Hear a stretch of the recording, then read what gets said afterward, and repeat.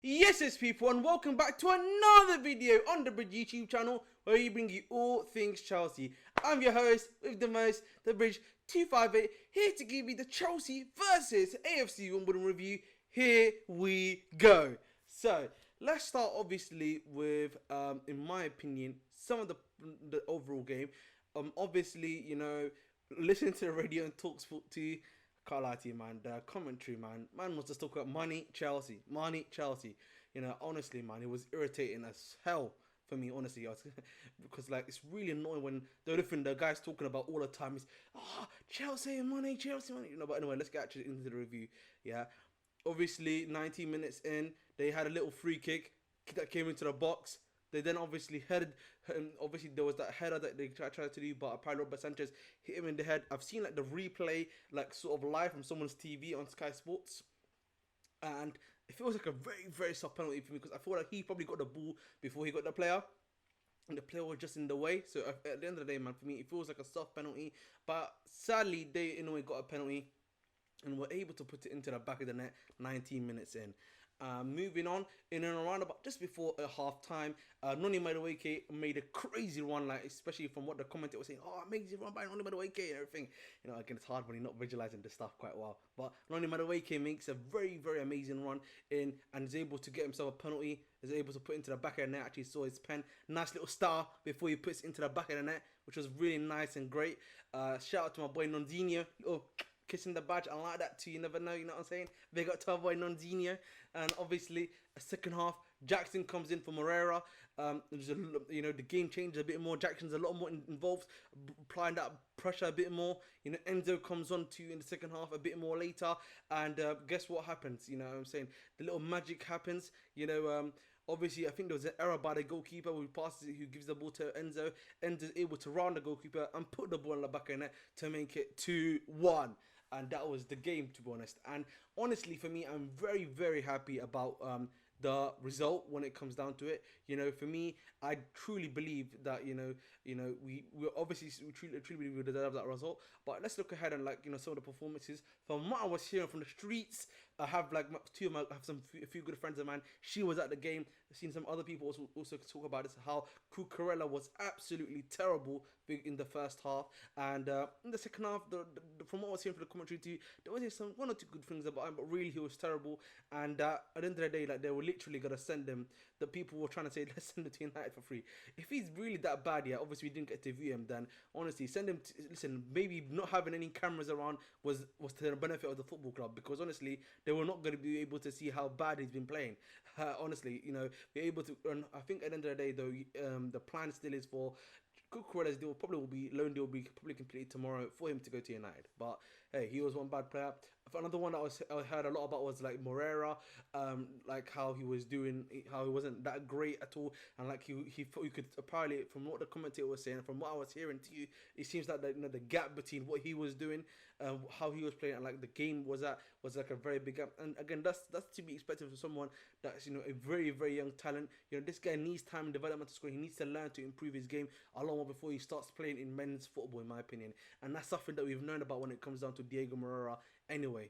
So, and the thing is, you got him on a free, so that's the benefit for us. He needs time to learn his game, be able to do it to a high enough level, and to be able to play in a big boy game, in my opinion. Whether that be a regular game, FA Cup game, and right now he can't even play a Carabao Cup game. So for me, I think it's as simple as that when it comes down to Diego Moreira. In regards to the Burstow, from what I was hearing, from what I heard from Burstow, had an alright game. Doesn't seem to be that much involved, but again, he's a young guy, young striker. It's only like his second, I think, if not main appearance in football in upper division. So to be honest, I feel like I'm being a bit harsh on him, if I'm being real. So at the end of the day, hopefully he can do well, and we want to give him enough time, to relax and embed in. We know he's not ready yet. That's why we have Jackson, Broha, but we're obviously giving him some chances. And from my view, he wasn't doing too bad. He was just doing a job. Obviously, he wasn't being that much of a threat going forward, though. However, now let's talk about some of the more positive guys. Let me talk about first of all my boy from Stade Rennais, Ugu Chukwu, bruv. I was hearing he was cooking. From what I heard in the commentary, from what I was hearing him doing, was doing really well, shielding that defense, doing a great job there, holding that line. I was very happy for Ugu Chukwu, man. In my opinion, he's a top player. I personally was not feeling that he was going to be ready for this level. You know, watching him at Stade Rennais, I knew he had a lot of potential, a lot of talent, and I know he played quite a few times for Stade. But for me, I was like, maybe he needs still a bit more time. You know, I'm not sure if he's ready yet just to be starting for our team. But clearly today, he showed against a League Two side, he's more than ready to be able to play and to do his job there. So you know what? Him being a backup, I don't mind. Even to begin with, I didn't mind. So shout out to my boy Ugochukwu. Very happy for him and the performance that he was able to produce 102. The next guy I'm going to obviously be talking about is my boy Madueke from Noni Nonzinho. Is that his little Instagram thing? You know what I'm saying? That's my brother right there. You know what I'm saying, man? You know, I was hearing he had a really good first game back performance. That's all you needed, man. You know, you got Cole Palmer coming in. You got Sterling in your position. You got a lot of other mandem, coming in here trying to come for position. You need to be setting your performances to a high standard. Listen. You got mandem behind you. You know what I'm saying? You got guys that are going to be behind you, trailing behind, trying to get a spot. You know what I mean? You have to get that spot. You need to claim the spot. You need to be performing week in, week out. And that's the thing that I like about what we're doing right now. You know, a lot of these guys are going to be hungry. You know, wanting desire, want to be able to do what they need to do to get into that start and be starting week in, week out for Chelsea. And that's what we want. That's what we need. So big ups to Noni Madueke, obviously, for that great run that he did. Great goal. He was able to play more than 60 minutes as well, which is, guys, another good thing, This guy's, if you remember, we were not playing him more than 60 minutes when we brought him in January. And, it seems that he's able to play now more than 60 minutes, which I'm very, very happy about. So, at the end of the day, man, good performance in Noni Madueke. Hopefully, he's able to start now on Saturday. Touch wood, with what's happened. So, big up to you, Nonzinho. Very happy for you, bro. Keep up the great work, man. That's all I can say to you right now. Keep up the great work. Next man I want to be talking about is Enzo Fernandez. You know what I mean? Enzo Fernandez, man, great job by him. Was very much a high quality player, as you all know, top player. And at the end of the day, when it comes down to it for me, when it comes down to my boy there, top player, I don't need to talk about that much. Obviously, he was able to get the winning goal for us. I'm very happy for Enzo. Shout outs to you, Enzo, man. You deserve his first goal for Chelsea. Very happy for you. Obviously, you missed the goal, but now you're able to redeem yourself. That's what we like to see, and that's what we like to hear. So keep up the great work, Enzo Fernandez, and that's pretty much all I can say on him. Obviously, Nico Jackson, good quick shout out to you.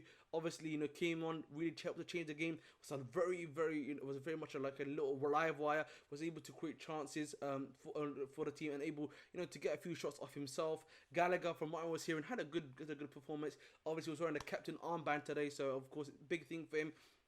First time he's ever captained the Chelsea team, so I'm pretty sure that's a very big experience for him too. So hopefully, man, he learns the meaning of the badge. Because comparing to Sadly Chilwell and my boy Reece James, these man, particularly Reece, but we might need him to be the new vice captain. So it pretty much is what it is when it comes down to it. So big up to Gallagher from what I was hearing, had a good performance, solid performance too. And my boy Ian Matson, man, had a good game from what I was hearing. Yeah, he had one or two things that wasn't doing quite well at, but I thought overall he had a good performance, good games. At the end of the day, I want Matson to be playing week in, week out. Cucurella leaving, I want Matson to be our number backup to Chilwell, who probably will be able to take a spot at the fullback position, touch wood too. So I'm very, very happy about that indeed, man. I'm very happy about that. So big ups to you, bro. Very happy for you. Can't wait to see you, be getting in that left back position as soon as possible. And guys, that's the game. Obviously, I'm very happy with the result. We needed this win at the end of the day. Could we have scored more goals? 110%. But at the end of the day, again, we put for a young squad. We didn't put in a full strength squad. So I'm not expecting that much from them. At the end of the day, we obviously, barring that goal, we looked solid in the back. We were, from what I was hearing, I can't even say from what I'm looking at, honestly, but from what I'm listening, everything we've been able to do. So, at the end of the day, you can only say good win. We move on now to Nottingham Forest on Saturday. So, it is what it is. We got to move on. Basically, we got to keep winning, got to keep shooting, got to keep scoring. Nothing more, nothing less. So, this is what we expect from Chelsea Football Club, and this is what we need to be doing. So, on to the third round. At the end of the day, I'm sure everyone here, if they were to listen to me or not, Carabao Cup is a must-win. FA Cup is a must-win. Considering the fact that we don't have any more, we don't have any Champions League, nothing to deal with. So we need to make sure we are able to get these performances under our belt. Simple as that, and we are able to move on.